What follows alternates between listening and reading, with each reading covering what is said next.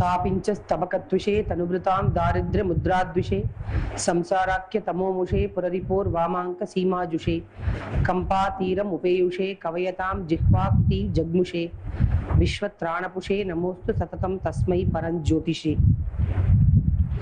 So today we have to begin the second shloka. The avatarika grantha of the second shloka is Brahmani Vedantanam Paryavasanokthya Vedantaha eva Pramanamityuktam. Idanim Yasya Deve Parabhaktihi Yata Deve Tata Gurau Tasyaite Katita Hyartaha Prakashante Mahatmanaha Iti Subhalopanishad Vachanat Guru Bhaktehe Vidyangatva Avagamat Gurun Namaskaroti. So it is usual according to the Vedantic systems to begin with a text, to begin with a benedictory verse. So also we have done the benedictory verse, Otaprotam Idam Sarvam, etc. etc. Then comes Guru Vandana. So for that he says with Guru Bhaktehe Vidya Angatva Avagamat. It is an auxiliary to Vidya Angat, it is subsidiary to Vidya Angat, the learning. So Guru Bhaktehe Vidya Angatva Avagamat Gurun Namaskaroti. The oft quoted verse Shankaram Shankaracharyam Keshavam Badarayanam Sutra Bhashya Kritau Vande Bhagavantau Punah Punaha. So the lineage of teachers, Shankara is supposed to be none other than the incarnation of Lord Shiva himself. Shankaram iti Shankarasya Parameshwarasya Avatara Rupam Shankaracharyam Bhagavat Padam. So there is one shloka Ajnanantar Gahanapatitan Atma Vidyopadeshehi Tratum Lokan Bhava Davashika Tapa Papachyamanan Muktva Maunam Vatavitapinor Mulato Nissaranti Shambor Murtihi Charati Bhuvane Shankaracharya Rupa. So we have a tradition that it is none other than Lord Parameshwara himself incarnated as Shankara.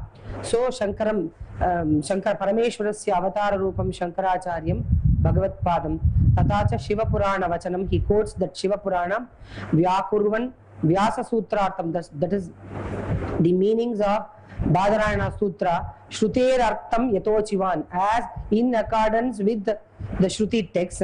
Shruter Nyaya Sayevartaha Shankara Savitanu. He has closely followed the Shruti text. So if you look into Vedantic, the sutras of Vedanta, every sutra of Vedanta has got a Vishaya Vakya which is from an Upanishadic text. So that is being discussed. So he closely follows the Upanishadic text. Shankara Savitananu Ityadi. Keshavam Shankaram Shankaracharyam. Shankara is none other than Shankaracharya is none other than Shankara. And Keshavam Badarayanam. Keshavasya Narayanasya Avatara Rupam. Badarayanam Vyasam. So Keshavam Badarayanam, and Badarayana is supposed to be none other than the avatara of Keshava. Tatacha Purana Vachana. For that he quotes a support Dwapare Vishnuhu Vyasarupi Mahamunihi. So every time he incarnates himself as Vyasa. And the lineage of the teachers, beginning with Narayana, beginning with Lord Narayana himself, he gives this is known to everybody. Narayanam Padmabhuvam Vasishtam Shaktim cha Tatputra Parasharam cha. That is, Narayana has taught Brahma and Brahma has taught Vasishta. So in this way, this has been handed down through a lineage of teachers. Tatputra Parasharam cha Vyasam Shukam Gaudapadam Mahantam Govinda Yogindram Atasya Shishyam Sri Shankaracharyam Atasya Padmapadam cha Hastamalakam cha Shishyam Tam Trotakam Vartikakaram Anyan Asmad Gurun Santata Manatosmi. So the direct disciples of Shankara, Padmapada, Hastamalaka, Totakacharya and Sureshwara. Vartikakara means who wrote Vartikas on Taittiriya Upanishad Bhashya of Shankara, Brihadaranyaka Upanishad Bhashya of Shankara. So Sureshwaracharya is referred to as Vartikakara. So Vartikakaram Anyan Asmad Gurun Santatam Anatosmi iti Shlokoktanam Upalakshanam etat. So the word Upalakshana means, in Shastric parlance, Upalakshana means Ajahalakshanaya Bodhakam. Ajahalakshanaya Bodhakam means those who are all left out. We have referred to certain teachers, and Adipada, by the word Adi, if we have left out somebody, so Shlokoktana Upalakshana Metatu means those who have been left out, they also have to be taken into consideration. Ajahalakshanaya Bodhakam means we will be reading about the 3 different types of Lakshana, secondary signification. I will explain you then. Anyan iti, Acharya, who are they? Vachaspati Mishra, Vivaranacharya Prabhutin. Because there are 2 traditions, Professor R.B. was mentioning, there are 2 traditions in Advaita, Bhamati tradition and Vivarana tradition. So 2 major traditions.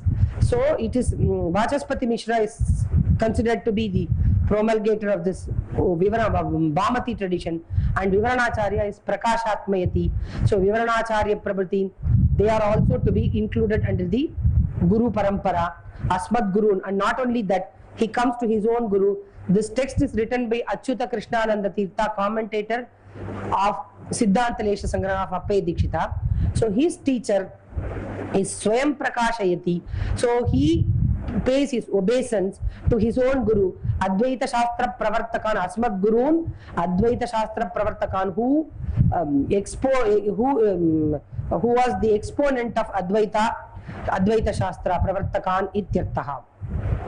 So now he pays his direct obeisance to Sakshat Vidya, direct their teacher, Sakshat Vidya Guru, the lineage of teachers, because we have been telling Sadasiva Samarambam, Shankaracharya Madhyamam, Asmadacharya Paryantam, Vande Guru Brahm. So, Swayam Prakashayati, Achyuta Krishnananda Tirtha, he pays his obeisance or prostrations to his own teacher, Swayam Prakashayati, Srimat Swayam Prakashendran, Pranipatya Jagat Gurun.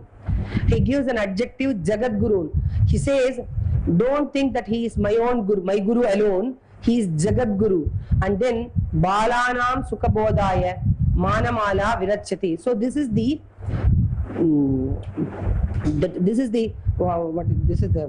thesis, or this is the he's giving the what do you say, pratignya he makes.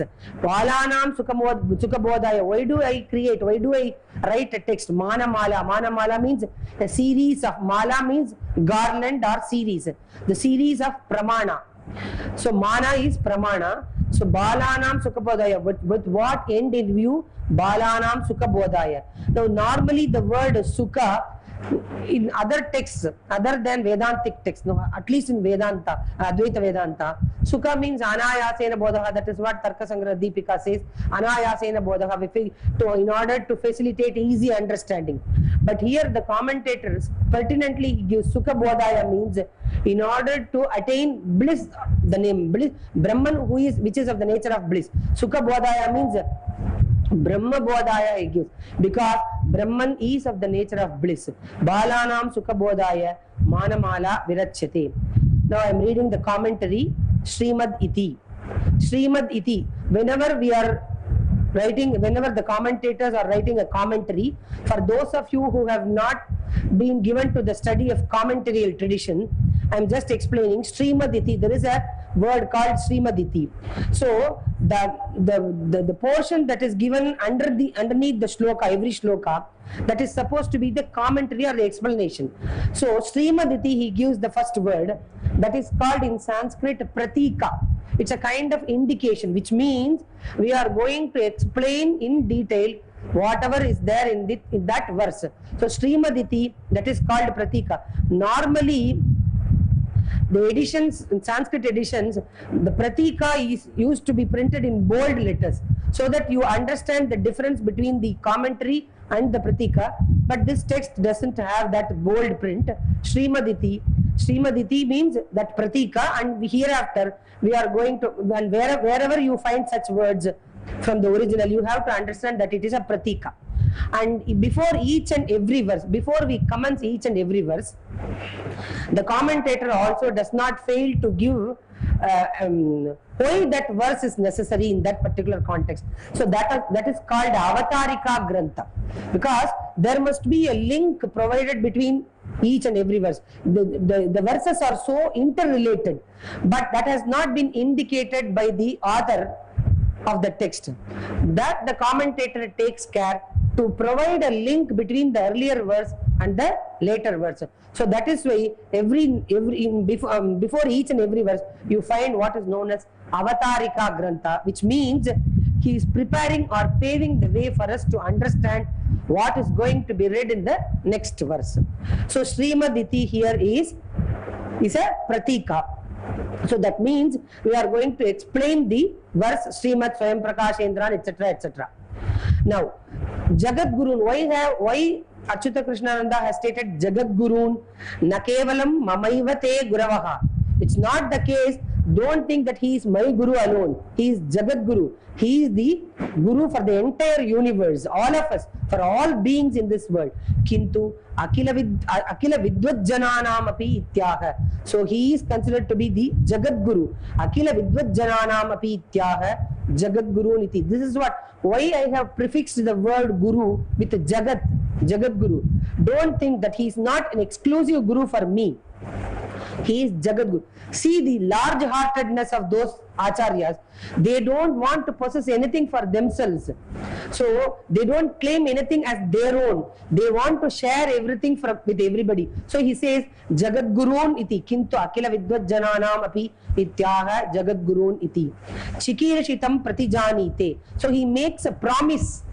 Pratignya means it's a promissory statement he gives. What is that promissory statement? Chikirshitam. He wants to compose a text which will give the entire substance and summing up of the pramanas admitted in all schools of thought and especially in Advaita. So Chikirshitam pratijanite manamala. This is the pratignya. This is the promise he makes that he is going to deal with all the pramanas. Manamala iti. So mana means pramana. So he says pramana mala. Pramana mala means it is a garland. It is a series of pramanas which has been presented to you as a mala or garland. Pramana mala ityartaha. Then for what purpose? Sukha bodhaya. In order to provide or facilitate easy understanding. That is a normal meaning. But here Sukha bodhaya. I want all of you, each one of you, those of us, whoever reads this text, they must be able to have this text as a stepping stone at least in order to achieve their goal in understanding that ultimate reality. So that is my ultimate purpose, he says. Sukha bodhaya means Brahma bodhaya. It is not that after we finish after the 10-day courses, here Manamala, every one of us will be released from samsara, aham brahmasmi. It's not the case. It's just a stepping stone, Brahma bodhaya. At least in some way or the other, it is going to facilitate us. We will acquire some kind of a little bit of vairagya at least, or a little bit of knowledge how to proceed, what is the path to proceed. So that is what he says. Sukha bodhaya means Brahma bodhaya, in order to understand the true nature of Brahman or realize that Brahman, Brahma bodhaya. Then the pertinent question he asks for himself, Nanu moksha sadhana brahma jnanasya. What is the moksha sadhana? What is the sadhana? What is the means for realizing that Brahman? Moksha sadhana brahma jnana. It is knowledge of Brahman that gives rise to the avidya nivritti or the removal of evil, and then one realizes Brahman. So moksha sadhana brahma jnanasya. So normally we are given to understand the Purva Pakshin, or somebody may ask this question, Shariraka Mimamsa Shravana Sadhyatvena. So we have been asked to study Shanti Pathas, that is Brahma Sutra Bhashya, all these, in order to arrive at the knowledge of Brahman. Shariraka Mimamsa, the word Shariraka Mimamsa means, how does it convey the sense of Brahma Sutra? Mimamsa means a reverential enquiry. Mimamsa means Pujya Vicharaha. The word Mimamsa stands for Pujya Vichara. Pujya Vichara means it is reverential enquiry.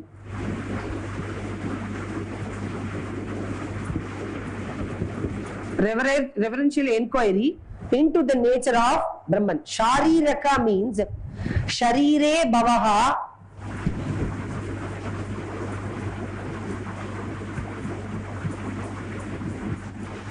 Sharire bhavaha means Sharira means body. One who resides in the body.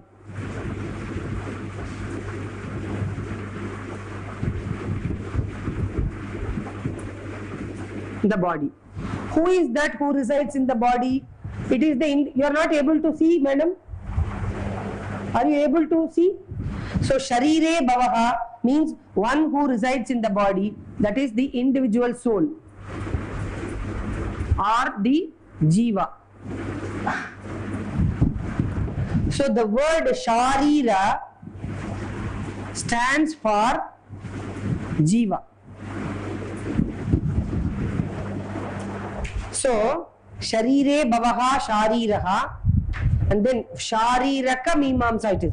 So tam adhikritya krito grantaha Shariraka. The word Shariraka refers to Sharire bhavaha Shariraha, refers to jiva.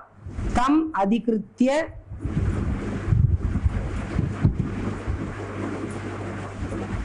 kritaha, that is Shariraka, a text which deals with the nature of the individual soul, that is called Shariraka. So Shariraka Mimamsa means a reverential inquiry into the nature of the individual soul, that is called Shariraka Mimamsa. So he puts a question for himself.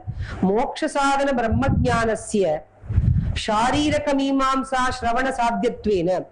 It is known that the Brahmajnana or knowledge of Brahman, which is considered to be the sadhana or the means of attaining the goal, the Paramapurushartha, that is liberation, it could be accomplished only by hearing to the Vedantic text or the Sutra Bhashya, Shariraka Mimamsa, Shravana Sadhya. It could be accomplished only by means of hearing Shariraka Mimamsa.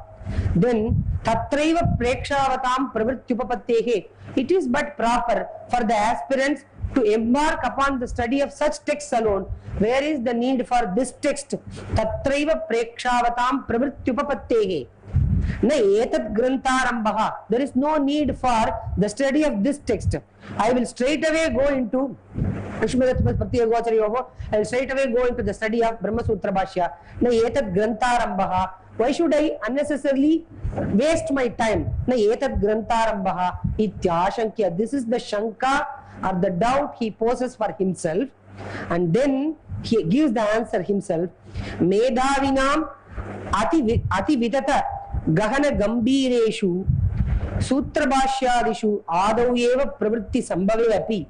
Those who are very well versed, those who are clever people, those who are adepts, they will be able to ati vitata gahana gambireshu, very the deep study, that is, it is like an ocean, such texts. They will be able to, wise people or learned people, those who have already studied all these texts, or those who have got a bent of mind from the early childhood, they will be able to embark upon the study. Straight away they can go into such texts. Ati vitata gahana gambireshu, such prestigious texts, gambireshu sutra bhashyadishu adau eva. In the very beginning itself, there are some people, because as in the Gita, Lord Krishna himself says, Shuchinam Srimatam Gehe Yoga Brishtaha Abhijayate, and wherever he has left, he will begin from such place. So those who are born, what is that? Prapya Punyakratan Lokan Ushitva Shashwati Samaha Shuchinam Srimatam Gehe Yoga Brishtaha Abhijayate, and he will begin from where he has left in his earlier birth.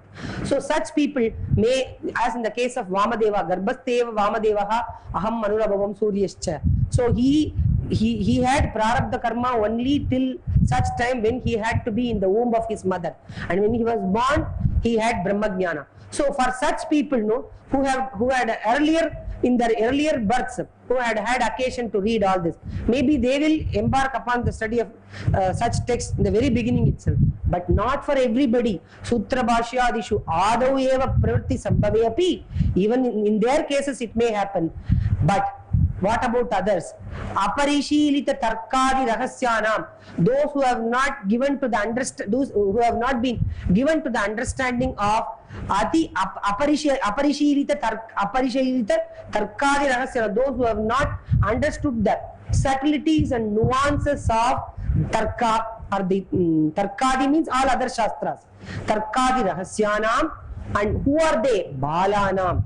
They are Bala. As far as the study of Vedanta is concerned, they are considered to be Bala or entrance, or they are considered to be children. Balanam. Tatra pravritya sambhavat. So they cannot, suppose somebody comes and asks you, I want to read Vedanta, I want to acquire a good knowledge background of Vedanta, Advaita Vedanta. Nobody will ask, any teacher, any good teacher will ask such a disciple, such a pupil to go, you read first all the Prakarana Granthas, some 3-4 Prakarana Granthas, then only you have to start reading Sutra Bhashya. So, any amount of Sutra Bhashya, the study of Sutra Bhashya for hours together will not at all help, because one has to know, one has to study Prakarana Granthas. Prakarana Granthas means, the definition of Prakarana is Shastraika Desha Sambaddaha Shastra Karyantare Sthitam Ahuhu Prakaranam Nama Grantha Vedo Vipaschitaha.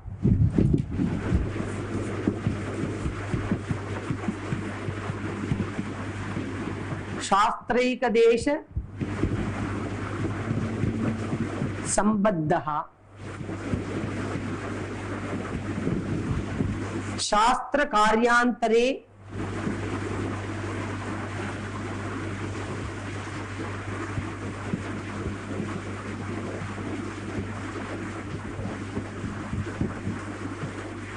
Shastraikadesha Sambaddham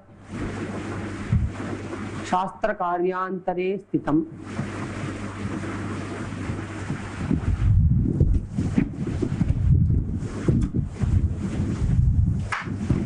Ahuhu Prakaranam Nama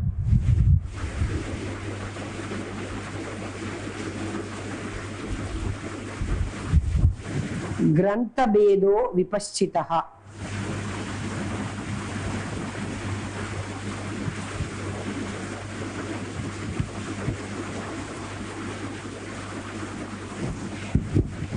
This means the Shastra deals with the nature of the individual soul, nature of Jiva, Maya. There are so many aspects related to the understanding of the reality. Now, it is not the case that all Prakaranas will deal with all these important matters. There are certain texts which deal with only epistemology. For example, this text deals only with epistemology. It doesn't think of metaphysics at all. There are certain texts which will deal only with Prameya Vichara. So, Prakarana, you have to understand by the term Prakarana, Shastra Ekadesha Sambadhaha means it will deal only with, it will be related to only a portion of the matter that is to be discussed. So, Shastra Ekadesha Sambadhaha, but don't think that it will not be helpful in attaining the goal. Shastra Karyantara. Karyantara means, what is the Karyantara? The ultimate purpose of the study of any text is to bestow liberation in the ultimate and final analysis. So Shastra Karyantara, it will some way or the other conducive in giving rise to that state. So Shastra Karyantare Sthitam. So this is what is known as Ahuhu Prakaranam. So Prakarana Granthas are helpful in understanding the concepts related to the to reach the goal in some way or the other. So Ahuhu Prakaranam Nama Grantha Veda. This is how wise men have classified or have defined what is meant by a Prakaranam. So also this particular text deals with the epistemology or the how to understand, how to have knowledge, what are the means of getting the knowledge of Brahman, what are the means through which you will attain that knowledge of Brahman. So it is an exclusive text on epistemology. So this is a Prakarana Grantha. So Pravritti Sambhavepi Aparishilita Tarkadi Rahasyanam Balanam Tatra Pravrittya Sambhava Tad Anugrahartam. In order to facilitate or in order to bestow an easy understanding for them, Tad Anugrahartam Idam Prakaranam avashyakam. So he says the purpose behind or the meaningfulness of composing such a prakarana, idam prakaranam avashyakam ityaha. It is necessary to write this prakarana because nahi prayojanam anuddishya na mandopi pravartate. There is a saying, every action of any being is governed by a purpose. So even if I want to go there, means I have to take water. Something there should be, every act is governed by a purpose. So also he says, don't think that I am wasting my time or it is a futile exercise. This prakarana is very, very essential that I write this prakarana in order to facilitate easy understanding for the balas or the entrance to the field of Vedanta. Balanam iti. Gurukta artha grahane shrutartha dharane cha patavaha balaha. He also provides a definition for bala. Who is a bala? Natu stanandaya, not the child in a cradle, not the child which is in a cradle.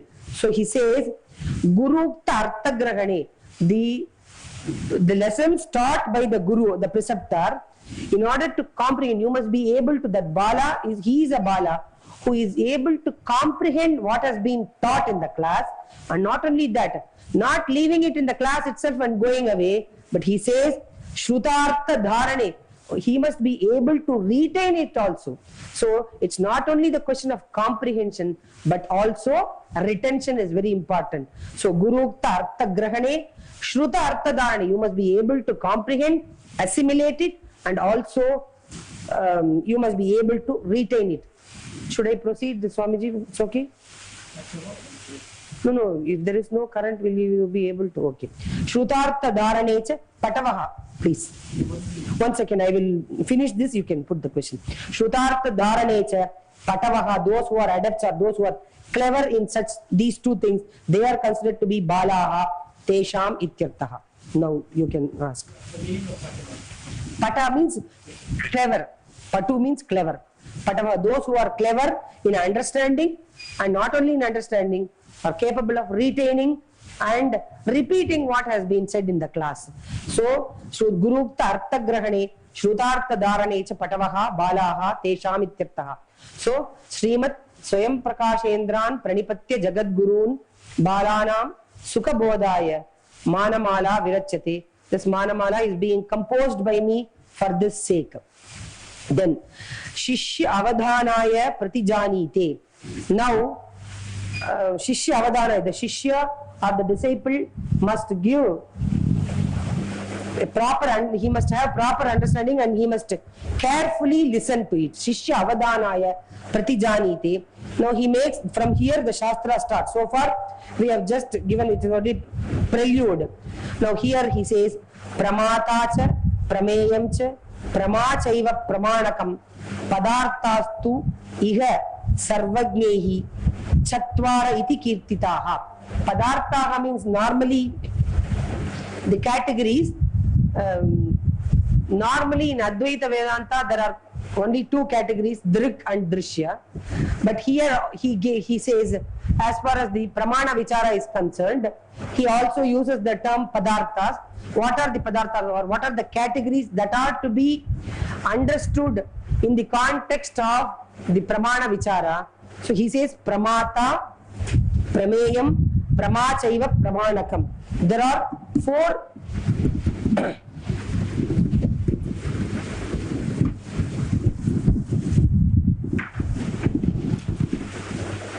Pramata means knower.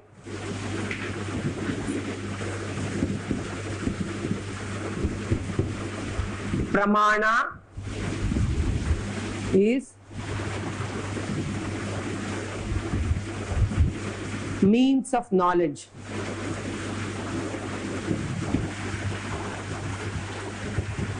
Prameya, object of knowledge.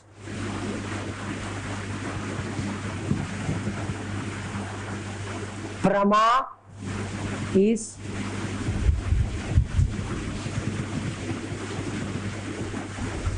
so these are the four padarthas which have to be conversant with in the understanding of pramana vichara. Pramata means one who understands or one who has the knowledge, he is the knower, and pramana is the means or the instrument through which you understand or you comprehend, you know something, that is the means of knowledge. And what is prameya? Prameya is the object that is known, object of knowledge, and you have through the means of knowledge, the knower knows the object of knowledge, and that knowledge is referred to as prama. So these are the four important terminologies you must have in mind.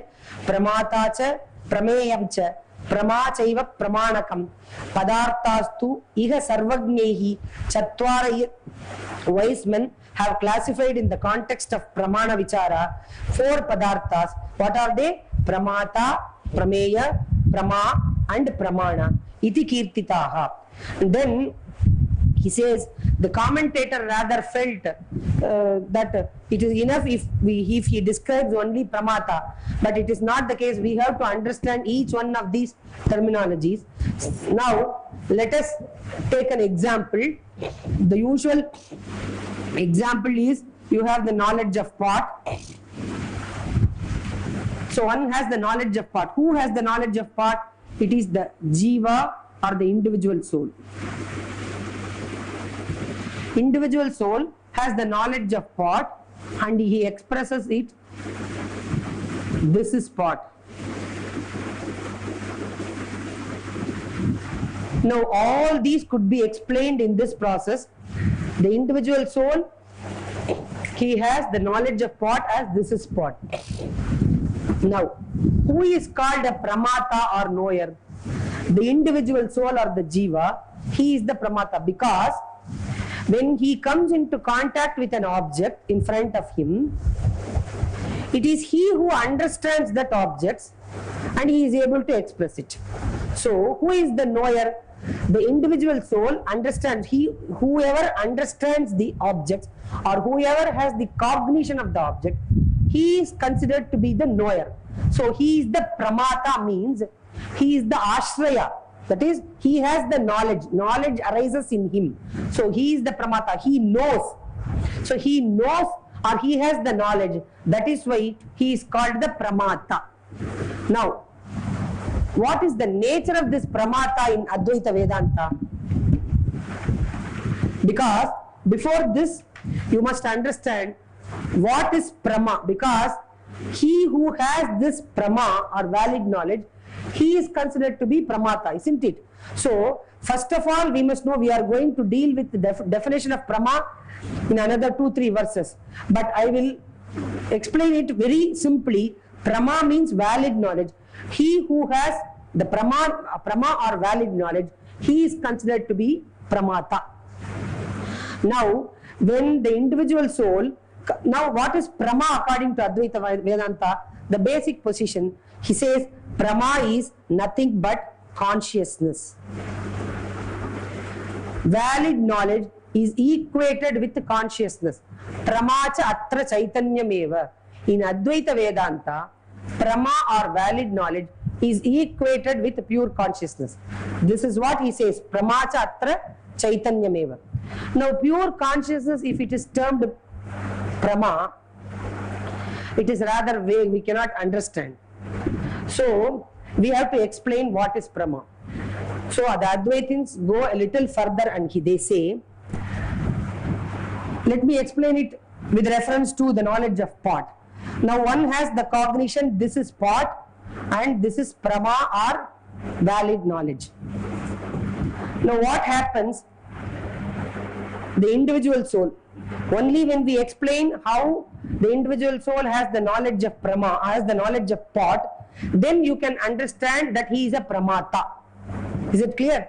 So the individual soul comes into contact, or the individual soul, the sense of sight, say Devadatta.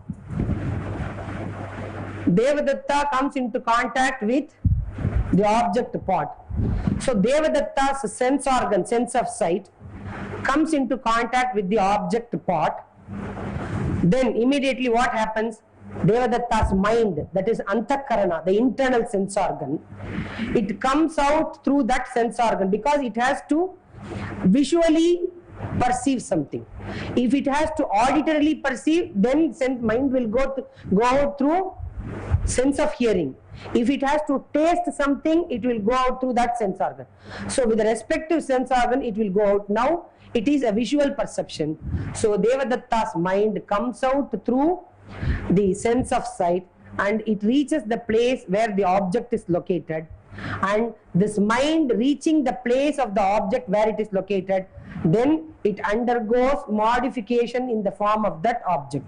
Whatever be the nature, whatever be the size of the object, as long as you are able to perceive it, mind will certainly, even if it is a mosquito, it will undergo modification in the form of mosquito. If it is an elephant also, it will undergo modification. The mind has got because it is luminous by nature, mind can travel and mind can also undergo modification. So it assumes modification in the form of this small pot. Now what happens is, this pot is, according to the basic position of Advaita, all objects are superimposed upon the there is no object under the sun which has an independent existence of its own, because objects of the world are all insentient or jada. So the very fact that objects given in perception, or you are able to have the knowledge of objects of the world, proves that there is some reality part behind them, or there is some underlying reality which gives light to them for their manifestation. So the very fact that you are able to see that there is a pen on the table, there is a book on the table, there is a tumbler on the table, all these are insentient objects. Insentient objects cannot manifest of their own, but yet you have the cognition that objects are located on the table, you are able to express that they are there. So please ensure that the very fact that you are having the knowledge of objects ensures that they have some reality part as their substratal principle. Otherwise, objects will never be given in perception. Atyanta asat padartha, shashavishana, they are not given in perception because there is no object at all like that. But objects which are given in perception, the very fact that you are able to perceive them and express them means that there is an underlying reality for all these objects. So this is our basic position. Whenever we are speaking Advaita, we have to understand. See, I always used to say, there is a lot of difference when we speak about epistemology. Suppose you put a question to the Nayayika, where is the tumbler? A Nayayika would say, the tumbler, see, this tumbler is a limited entity, and this table comparatively is bigger in size than this table, than this tumbler. So supposing I say, well, the tumbler is on the table, but this answer is wrong for the Nayayika, because he would immediately put because he's a logician, he will immediately put a question. Does the tumbler pervade the entire table? You say that it is on the table, but it does not occupy the entire space of the table. It's only present in a part, the portion as conditioned by the tumbler. So if you are a strict Nayayika, you have to answer that the tumbler is on the table as conditioned by the tumbler. The pen is on the table as conditioned by. That would be the correct and logical answer. Is it clear? But in normal, ordinary experience, we don't say like that. But if you are a strict, see, no logician even ever would say like that. You see, you will get bored. So, likewise, you know, suppose the same question is put to the Advaiti. See, I am a trained Advaiti. If you could put me a question, where is the tumbler located? Well, the tumbler is superimposed upon the consciousness conditioned by it. If you give such an answer, you are asked a question in an interview, where is the tumbler? It is on the table. If you say, then they will accept.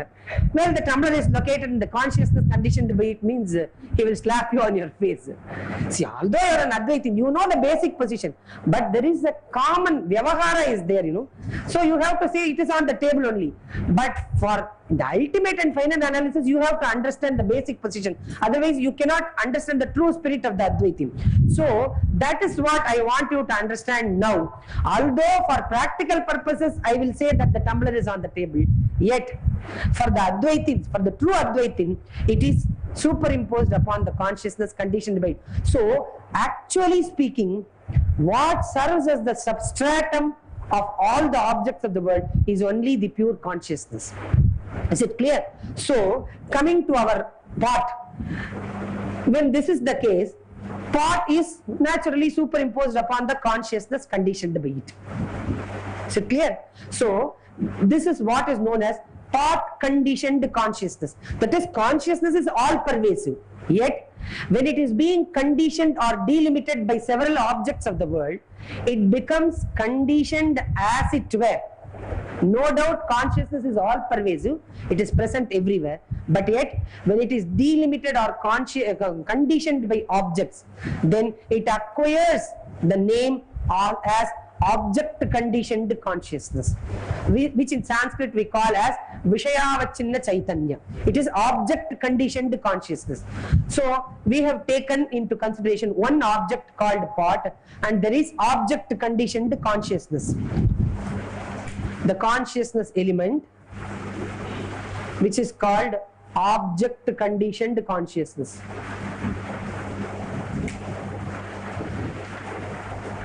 Now what happens is, we cannot have the knowledge of all objects at all times. We are not Sarvajna.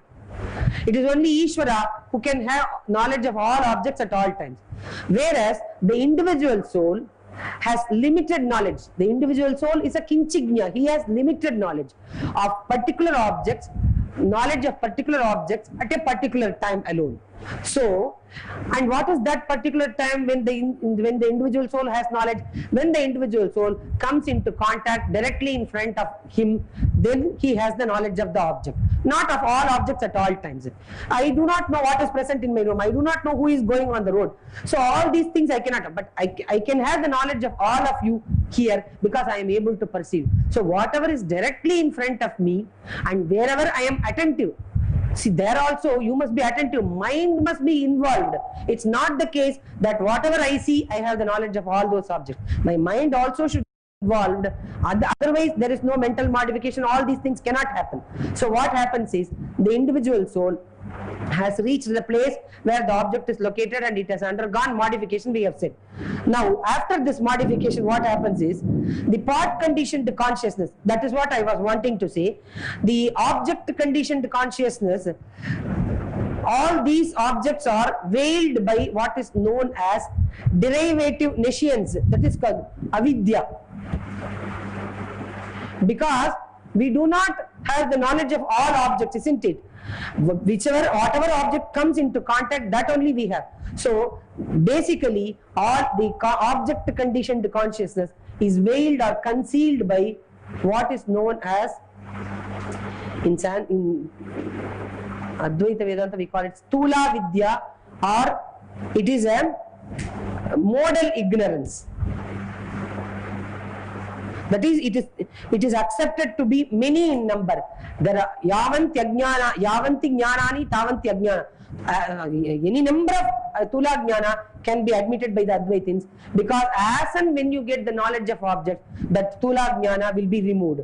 Now what happens? This object conditioned consciousness is veiled by this Tula Vidya. Tula Vidya or Tula Jnana. Now what is the role of this mind, mental state?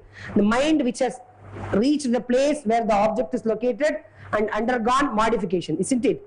That mental modification removes this Tula Vidya. It removes this Tula Vidya.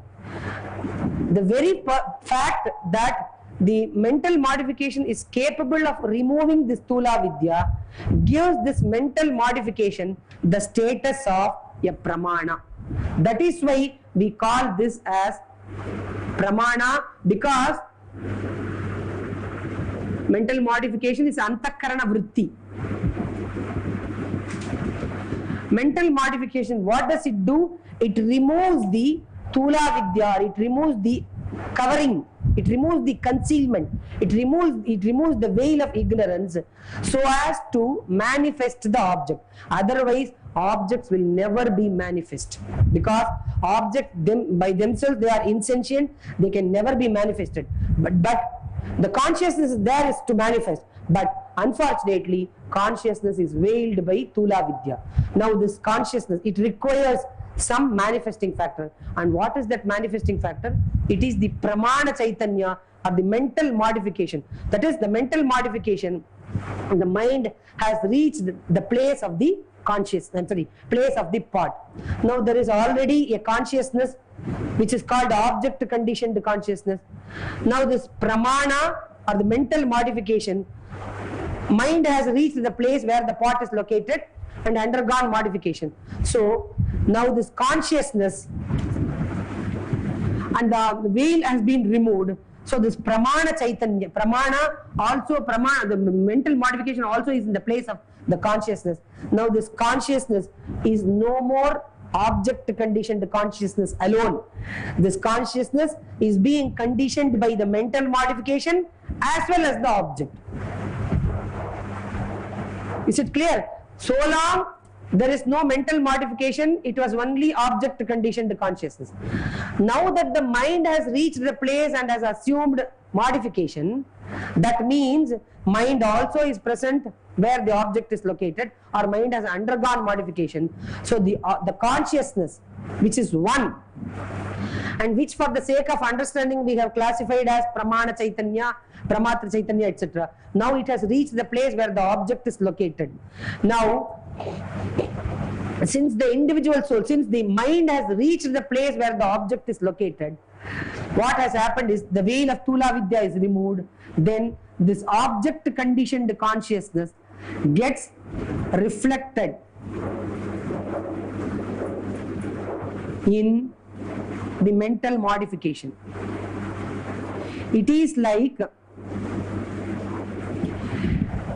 the mere wall cannot reflect your face, but when it is associated with a mirror, the same wall receives the reflection. In the same way, prior to the rise of the mental modification, the object conditioned consciousness could not get reflected. Could not, because it was veiled by Tula Vidya, there is no factor which could manifest it. But now that the part cannot receive the reflection of the consciousness, because it is an inert object, opaque object. But now that it is associated, this part is associated with what is known as mental modification, which is equal to a mirror. It is capable of receiving the reflection of the consciousness. Now, when the consciousness gets reflected in the mental modification, this is precisely known as empirical cognition. So, what I want to drive home is Pramata. When you say Prama, means it is not the consciousness alone that is called Prama, or in other words, it is the reflected consciousness.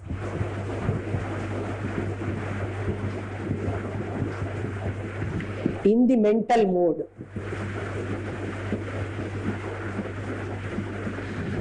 So in Sanskrit we call it as Vritti Pratipalita Chaitanya.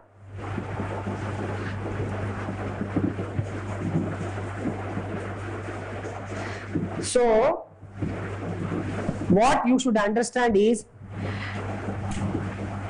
neither the consciousness by itself nor the mental modification by itself could be called knowledge or cognition, but it is a blend of the two. That is, the consciousness which has got reflected in the mental modification, that is called empirical cognition according to Advaita. Leave alone the other part, empirical cognition. What is Vyavaharika Jnana? In ordinary parlance, we have the knowledge of objects. What is that knowledge? It is Vritti Pratipalita Chaitanya.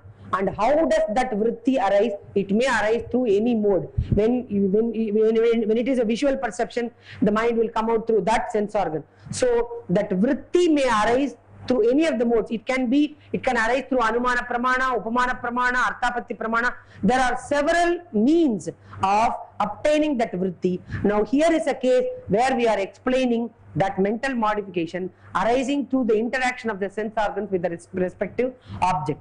Now, what I want you to understand is pramata. We have been explaining what is meant by pramata or knower. Now, who is a pramata? The pramata is one who is, that is the consciousness conditioned by mind. So, he who knows.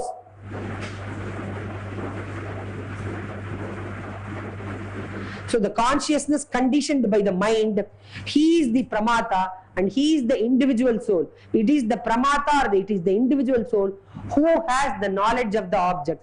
Since he has the knowledge of objects, knowledge is prama. He who has the knowledge or prama or knowledge of object, he is considered to be the pramata. Now the pramata here is the consciousness conditioned by the mind. So that is why we call him as Pramatra Chaitanya.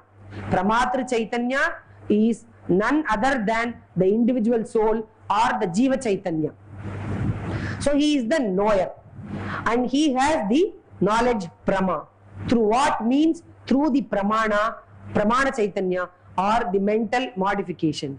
And what does he know? He knows through this means, he knows the prameya or the object. So the object here is prameya. Prameya is pot. And pramana is the mental modification in the form of pot, which removes ignorance. And the pramata is the individual soul who has the knowledge of pot. And the knowledge of pot itself is called prama or valid knowledge. So these are the four terminologies which you have to understand in the context of pramana vichara. Pramata cha, prameyam cha, prama chaiva, pramanakam, padarthastu iha sarvagnehi chatvara iti kirtitaha. And he says pramata iti. And he gives an explanation. Savrittika antakaranaavachinna chaitanyam jivaha ityartaha. Who is a pramata? Pramata is jiva and he is not antakaranaavachinna chaitanya. He is the jiva is a blend of pure consciousness reflected in the mental state. Savrittika antakranam. That is why he says Savrittika antakranam. Antakranam means consciousness conditioned by the mind is pramata or jiva, and it's not antakrana avachinna, it's savrittika antakranam, who has undergone modification because if there is no vritti, it's just a jiva chaitanya. When he will be called a pramata? Only when there is a mental state in the form of the object, he will be able to cognize and comprehend the object. I am just sitting alone. See, even when I am sitting just like that, I have the knowledge that I exist. That will be there. But when are you characterized, or when can you be called as a pramata or knower? Only when you have the knowledge. If you want to have the knowledge, then mind should undergo modification in the form of that object. That is why very pertinently he has stated savrittika antakaranaavachinna chaitanyam jivaha ityartaha. Tatra pramanamaha. Why do I say savritti tatra pramanamaha? Why jiva is characterized as savrittika antakaranaavachinna chaitanyam? For that he gives the answer pramata aham prameyam cha pancha shabdadikam kila shabda sparsha Rupa, Rasa, Gandhaha, Shabdadayaha, Smritaha. Now, who is a pramata? He who is the content of the cognition I. So, from what we have explained so far, we will know that the pramata is none other than the Jiva Chaitanya. So, the consciousness conditioned by mind. Now, neither the consciousness by itself nor mind by itself can be called jiva. It is the blend of the two. That is very, very important. Vritti pratipadita chaitanya, that alone is called jnana. Now, when the consciousness is conditioned by mind, now who is the content of the cognition? I have the notion I. Now this I refers to the individual soul. Does it refer to the consciousness element alone or the mind element alone? It refers to both, because mind, the word I does not refer to mind alone. It does not refer to the consciousness alone also. But it is the blend of the two. Consciousness conditioned by the mind, that is referred to as I, the ego cognition. This is I. So that stands for the individual soul. That is why he says that which is given in perception as in the notion as aham, pramata aham, in the notion of I, pramata aham, prameyam cha, pancha shabdadikam. And what are the prameyas? What are the objects of perception? What are the objects of knowledge? Pancha shabdadikam pancha, rupa rasa gandha sparsha shabda.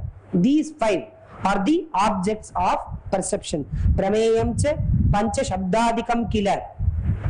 Shabda sparsha rupa rasa gandhaha shabdadeyaha smritaha. So shabdadikam, and he gives, enumerates all those five. Shabda sparsha rupa rasa gandhaha shabdadeyaha smritaha. The commentary I am reading. Pramata iti. Pramata iti. Pramata is called, why he has taken that pramata? Pramata is pratika. Now he is going to explain that verse pramata, etc., etc. Aham iti. Aham. Aham iti pratyaksha vishayaha. So aham, that which is the content of the I cognition, it is pratyaksha vishaya. You have the cognition that I means it is pratyaksha, most immediate. Your inner self is most immediate, which comes within the range of perceptual cognition. Aham iti pratyaksha vishayaha ityarthaha. And what are the prameyas, or the objects of perception? Vibhajate prameyam cha iti. He makes a classification of the prameya vibhaga. He makes a classification. Yadyapi chaturushu prameyatvam sadharano dharmaha tatapi pramatritvam pramatvam pramanatvam ityete tad vyapya dharmaha. See, slowly he is introducing you to Nyaya terminologies. You see, we have explained pramata, prama, pramana and prameya.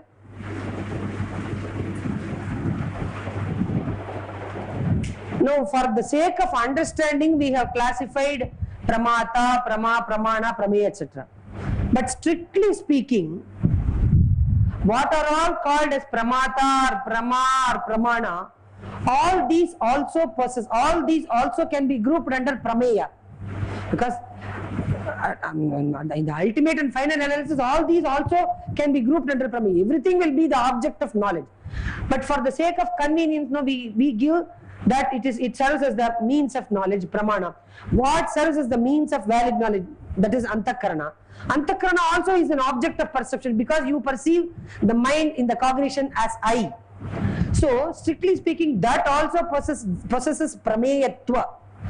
The prameyatva, the dharma called prameyatva, that is the name, the state of being an object of knowledge, that is prameyatva, is no doubt present in all these three.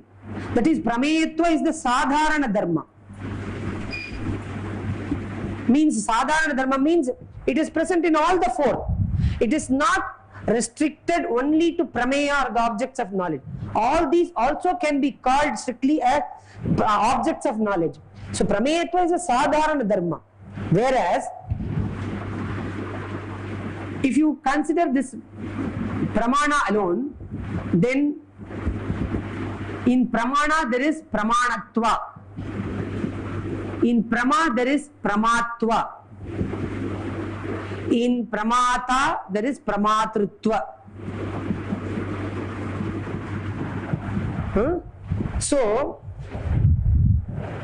whereas this prameyatva pervades all the four. Prameyatva is present in all the four, whereas pramatrutva or pramatva or pramanatva is confined only to those individuals. In pramata there is pramatrutva, in prama there is pramatva, in pramana there is pramanatva. So what he says is, yadyapi chaturshu means in all the four, prameyatvam sadharano dharmaha. Prameyatva is present in, or it pervades all the four categories. sadharano dharmah, tatapi even then pramatritva, here pramatritva, pramatva, pramanatvam ityete tad vyapya dharmaha means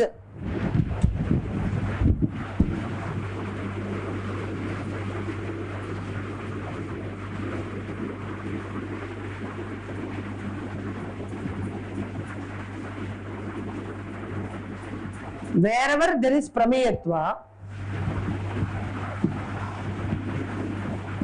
wherever there is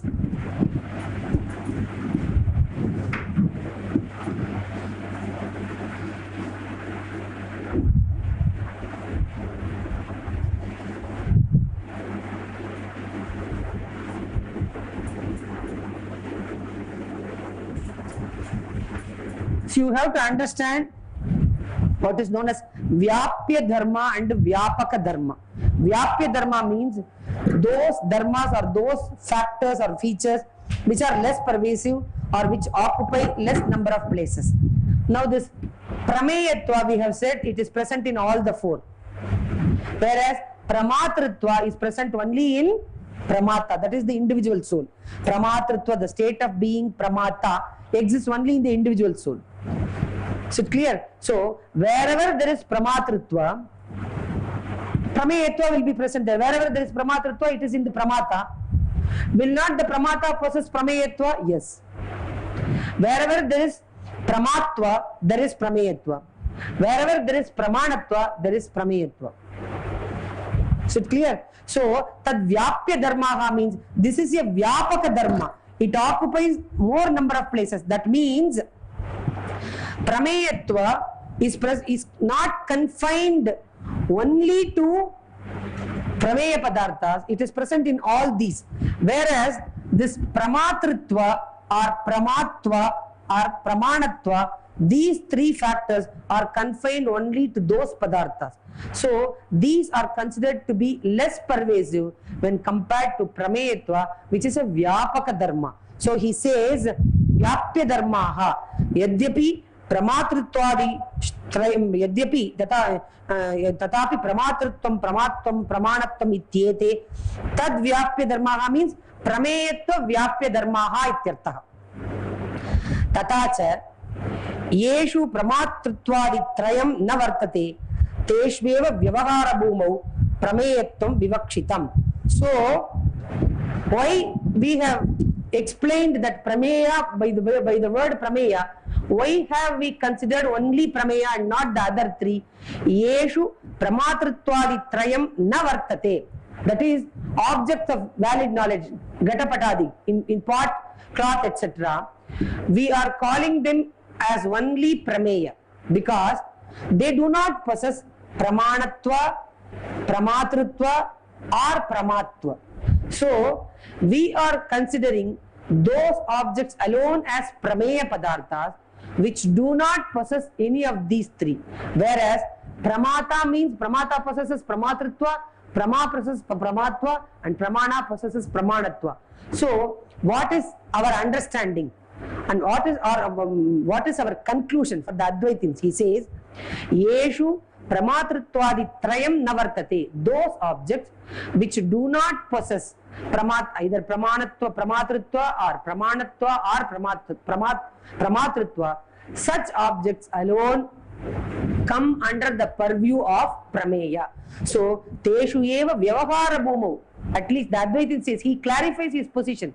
Teshveva Vyavahara Bhumau. In ordinary parlance, Prameyatvam Vivakshitam. He makes his position clear that although all of them can be considered as Prameyas, all of them can be considered as possessing Prameyatva, yet we do not call all of them as Prameya. We give certain names. Something is Pramana, something is Pramata, something is called Prama. Other than all these, there are certain objects which can only be Prameya. Such objects alone are called or said to possess Prameyatva. That is what he says. Tatacha Yeshu Pramatritwadi Trayam Navartate Teshveva Vyavahara Bhumau Prameyatvam Vivakshitam. Ataha Tat Chatur Vidyam Siddhyati. Tat Chatur. So there is no harm in saying or there is no harm in classifying that they are four in number. pramata, pramanam, prama and pramatru, prameya. So ataha tat chaturvidyam siddhyati ityashayena aha pancha shabdadikam iti. So this the prameya means what the objects of perception, shabda, rupa, rasa, gandha, sparsha, shabda, all these can be called as prameya or objects of knowledge. Pancha shabdadikam iti. Iha shastra means advaita vedante shabdadi panchakam prameyam iti vyavahartavyam iti bhavaha. So we have to understand that rupa, rasa, gandha, sparsha, shabda, all these five are to be understood as objects of knowledge or prameya. And then shabdadayaha smritaha, it is given shabdadaya by the word adi. No, you see there is a tendency, etc., etc., somebody will have the tendency, etc., and so on and so forth. See, the shastra people know, they will never tolerate this, and so on and so forth means what do you mean by that, so on and so forth. Adipadam by etc., etc. means what do you mean by that, etc. You cannot just like that say so on and so. It is not vakya alankara. Just for the sake of it, you know, you cannot even have such a mannerism. You see, whenever you say something, etc., etc., that etc. must carry some meaning with it. Just like that, you cannot suffix the word with etc. So the commentators are very, very, very careful in this, that they say shabdadayaha smritaha means what does that word adi, what does that word adi carry, what sense does it carry? Adipada grihitan arthan sankalayya aha shabdadaya shabdeti etacha akasha vayu tejo jala prithivyakhyanam pancha mahabhutanam avidya andakaradinam cha upalakshanam bodhyam. So shabdadeha smritaha means the pancha tanmatras, 5 subtle elements, and by this you should also consider the 5 gross elements, that is etacha akasha vayu tejo. See, normally the Naiyayikas would go from the beginning Prithvi, Apu, Tejas, Vayu, Akasha, whereas the Advaitins come from the last Akasha, Vayu, Tejo, Jala, because the creative texts, no, they speak Atmana Akasha Sambhutaha, Akashad Vayuhu, Vayor Agnihi, Agner Apaha, Abhya Prithvi. So this is the krama or the order in which the elements are originated. So he says Etacha Akasha Vayu Tejo Jala Prithivyakhyanam Pancha Mahabhutanam. Not only that, Avidya Andakaradina, again he puts one Adipada. Sometimes what happens is he is not able to control himself. Avidya andakara means avidya and andakara are both same only. Avidya andakaradinam cha upalakshanam bodhyam means they also have to be considered by the word adi. Shabdadeha smritaha means they have to be considered as prameya padarthas. So andakaradinam cha upalakshanam bodhyam.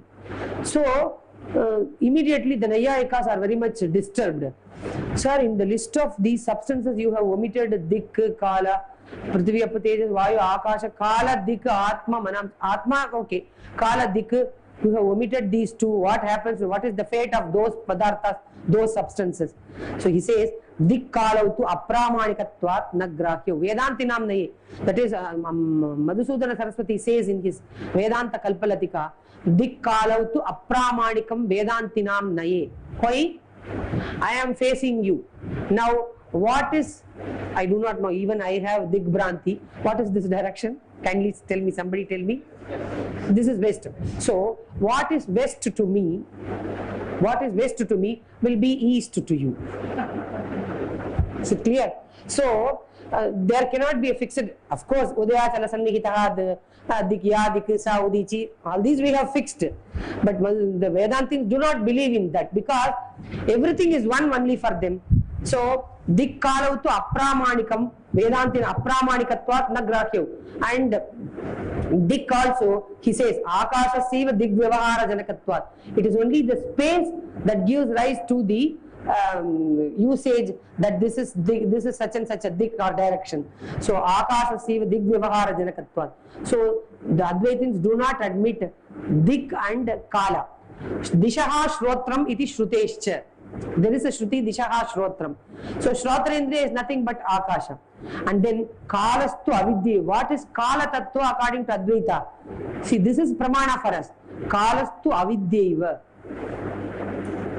Kalastu avidyaiva. Sometimes they say the relation between Chaitanya and avidya is considered to be Kala.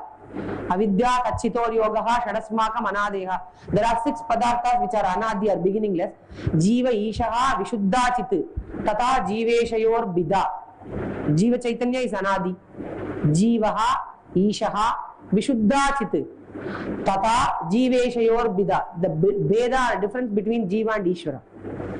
And then Avidya. Avidya is anadi. And then Tat Chitor Yogaha means the relation between Avidya and Chaitanya, which is considered to be the principle of time according to Advaita. Kala Tattva is the relation between Avidya and Chaitanya. That is why a realized soul, when he has transcended Avidya, he does not have any relation to Avidya. That means time has no bearing on him for a realized soul. So avidya tachitor yogaha shadasmakam anadeha, they say kalastu avidyaiva tasyaha eva sarvadharatvat. It is avidya that is the adhara or the substratum of everything. So that is why kalastu avidyaiva. Avidya is equated with kala, but there is also a view that the relation between avidya and Chaitanya, that is kala. Kalastu avidyaiva tasyaha eva sarvadharatvat iti. Can I do one more shloka or introduce you to them, because we have 15 more minutes? Or if you have any questions, you please.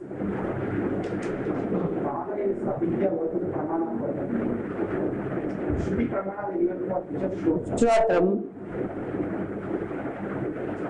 Kalastha Avidyaiva, I don't remember any Shruti. I will find out and I will tell you. But that normally, my understanding is Avidya Tachitor Yogaha means the relation between Kala and Avidya and Chaitanya, that is considered to be Kala. I mean, even this is new. Kalastu Avidya itself is equated with Kala. That is what it is said. I will find out that Shruti text, if there is any Shruti text at all. No? Kalastu Avidyaiva Tasyaha eva Sarvadharatvat. If you have any questions, kindly come forward to ask. Otherwise, we can do a little more, because we have 20 more minutes. Huh? In the beginning, you mentioned about Balanam Sukha Bodhaya. Yes. Where you gave the reference of Sukha being Anayasena Bodhaya. Yeah, Anayasena Bodhaya, that is the interpretation given by Tarka Sangraha, Annam Bhatta in his Tarka Sangraha. That is for the easy understanding. That is the normal explanation or interpretation that could be given. But here, when we are reading a Vedantic text, no, he wants to be very specific. Sukha does not merely to provide easy understanding, but it's something more than that. No, Brahman is equated with bliss. In order to facilitate the realization of Brahman, he goes the philosophical interpretation he gives. Sukha Bodhaya means. Yes, sir. The second shloka, incarnation of yes. So what is the incarnation in Vedanta? Well, you see, I think Professor R.B. was mentioning, or somebody, Advaita is basically Nirguna Brahmavada. But then they also admit Saguna Brahman. Why? Where is the need for? Because in one sutra we say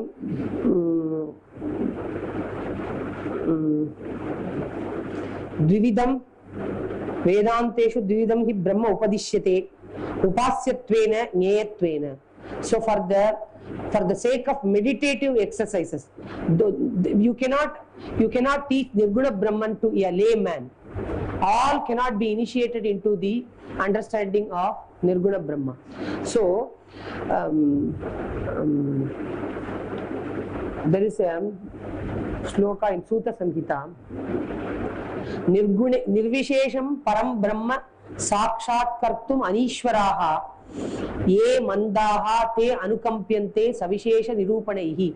Where is the need for savishesha Brahman or Saguna Brahman at all in Advaita? Because it is basically Nirguna Brahmavada. They say Nirvishesham param brahma sakshat kartum anishwaraha. All people cannot be taught about Nirguna Brahmavada. For them, For their sake, ye mandaha, those persons of mediocre intellect, ye mandaha, te anukampyante, for their sake, savishesha nirupanehi, the Advaitins do admit pure consciousness associated with Maya, which is called Saguna Brahman. So, which is called Ishvara. Brahman associated with Maya attains to the nature of Ishvara, attains to the state of God. So, ye mandaha te anukampyante savishesha nirupanehi. And not only that, so that Saguna Brahman, what is it intended for? It is intended for meditative exercises, because Nyeya Brahman is Nirguna Brahman. Brahman which could be known or realized, that is Nirguna Brahman. And that Brahman which could be meditated upon, because there is Gunopasamhara Pada, there is one chapter in the Sutra Bhashya, Gunopasamhara Pada, where all Sakala Kalyana Guna, all auspicious qualities are being attributed to Brahman, are being attributed to pure consciousness. So all these are to facilitate meditative exercises upon that Ishvara or God. So Saguna Brahman also is admitted in Vedanta. Now, let me come a little further down. Saguna Brahman is nothing but pure consciousness associated with Maya. But this avatar or incarnation is not merely Saguna Brahman. It has assumed a form, isn't it? It has assumed a form. So it is called Sakara. It has assumed a form. So there are three steps, there are three layers. There are three layers. One is Nirguna Brahman, the second one is Saguna Brahman. Then it assumes a form. For that also we have a sanction, Sadaka Anugrahartham. Sadaka Anugrahartham Vashikrite Syad Ishwarasyapi Ichchavashad Mayamayam Rupam Sadaka Anugrahartham. Syad Ishvara is Saguna Brahman. Syad Ishwarasyapi Ichchavashat. If he desires, he can take a form. Syad Ishwarasyapi Ichchavashat Mayamayam Rupam Sadaka Anugrahartham. Because all people also cannot meditate upon, because tantric worship you have to meditate, that you require a form in front of you. I require Lord Krishna's idol in front of you, otherwise my mind goes astray. It thinks of so many other objects which are unwanted. So I strictly require some idol in front of me whom I can meditate upon. So that is called Sakara. So Sadaka Anugrahartham, Advaitins have got a place for Saguna Brahman and also Sakara. So for this I can quote two examples. One is the first shloka, the very first shloka of Narayaniya. Those of you who hail from this Kerala might be knowing that shloka. The first shloka says, Sandranandava Bodhatmakam Anupamitam Kala Deshavadibhyam Nirmuktam Nityamuktam Nigama Shata Sahasrena Nirbhasyamanam Drishtamatre Punar Urupurushartatmakam Brahma Tattvam. So far Nirguna Brahman. 3 lines he has explained. Sandranandava Bodhatmakam Anand Chitta Satu Chitta Ananda Surupam. Sandranandava Bodhatmakam Anupamitam, which is like nothing and unlike everything. Anupamitam.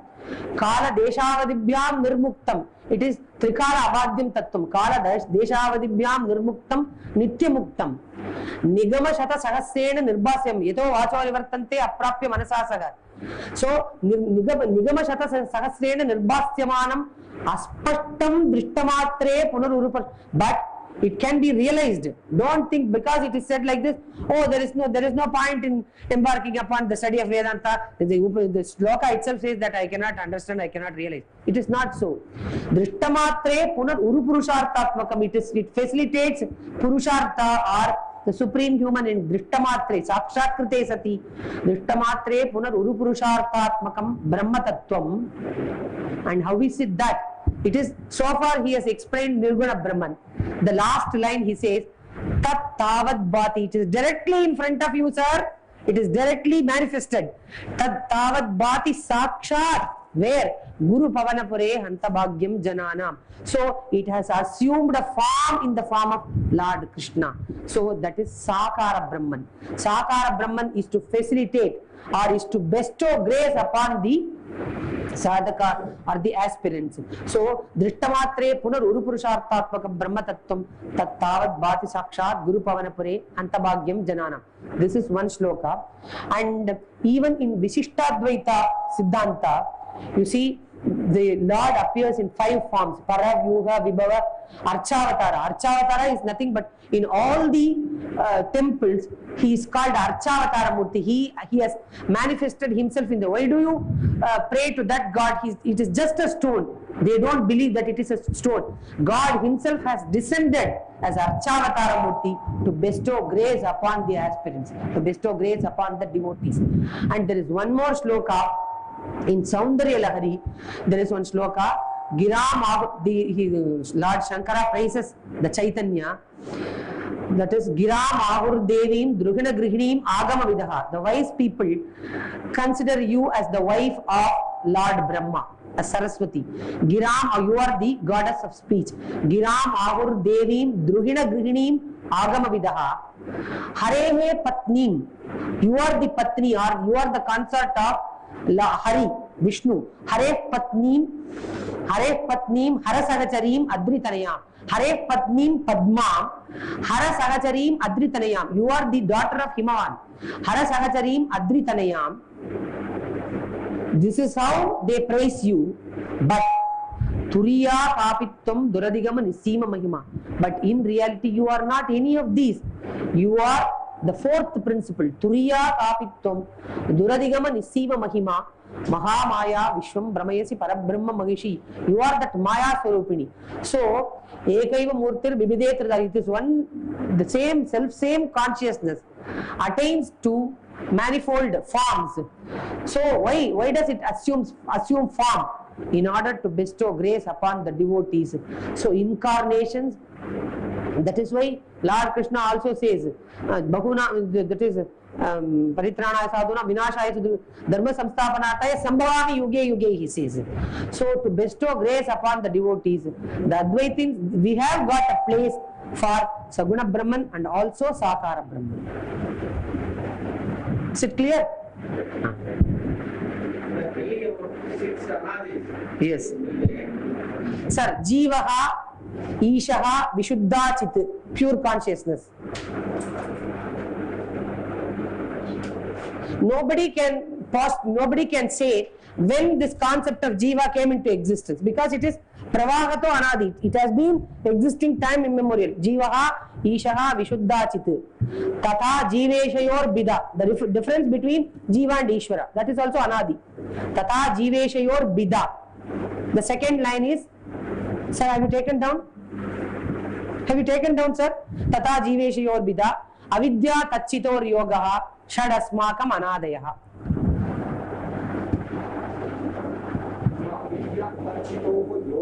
Yoga. Huh?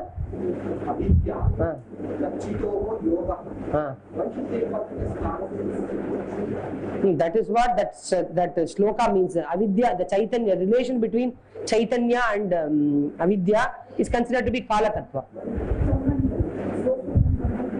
Yeah, yoga is Sambandha. No, Swamiji wants to. Huh? You see, no. When there is the relation of Chaitanya and Avidya, you are in the realm of, you refer to this particular time, we are able to make a distinction. But one who has transcended, or one who is free from this veil of Avidya, time does not have any meaning for him. Because he is in the form of all-pervading consciousness. So as long as there is the relation of Avidya to Chaitanya, then you are able to speak that 3 divisions of time. You are able to make the 3 divisions of time: past, present, and future. Yes. Yeah. No. This Kala Tattva, especially, they want to make reference to Avidya and Chaitanya. You can think for yourself, like Jivan Mukta does not. He cannot postulate For the sake of vyavahara, he may make reference, but he is above all these. There is no relation of avidya to the Chaitanya. The last part of it. Tachitor yogaha shad asmakam anadayaha.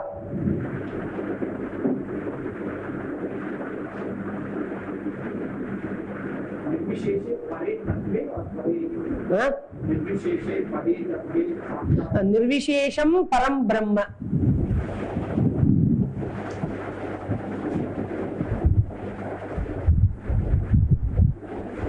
निर्विशेषम परम ब्रह्म साक्षात्कर्तुम अनीश्वराः ये मंदाः ते अनुकंप्यन्ते सविशेष निरूपणैः.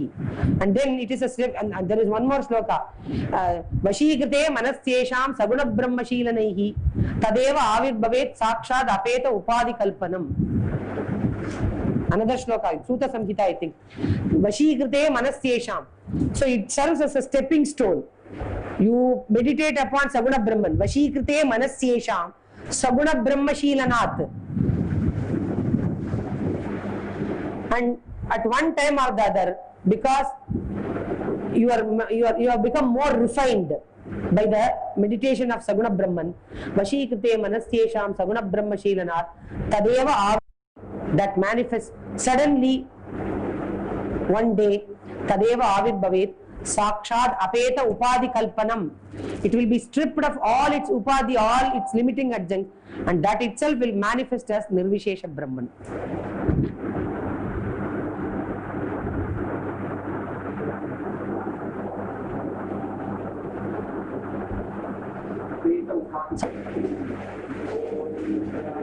Shanti Shanti Om Namaha Hari Om.